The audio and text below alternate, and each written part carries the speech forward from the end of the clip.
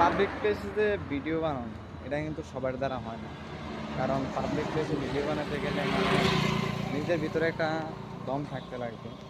Camera ধরাটা এত সহজ না পাবলিক প্লেসে। আর নিজের ভিতরে যখন লজ্জা ফিল হয়ে যাবে তখন তো হইতো না।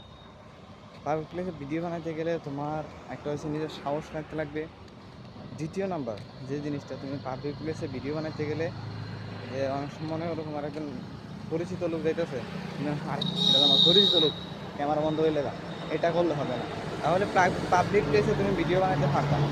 কারণ ভিডিও বানানোটা তোমার এমন হইতে লাগবে যে তোমার ভিডিও বানানোটা একটা পেশায় তুমি পরিণত করতে লাগবে।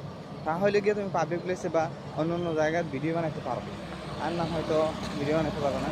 তো এটাই আমার ফার্স্ট পাবলিক প্লেসে ভিডিও বানানো। তো দেখতে চাই কীরকম এই ভিডিওতে এঙ্গেজমেন্ট বাড়ে বা কীরকম ভিউ আসে।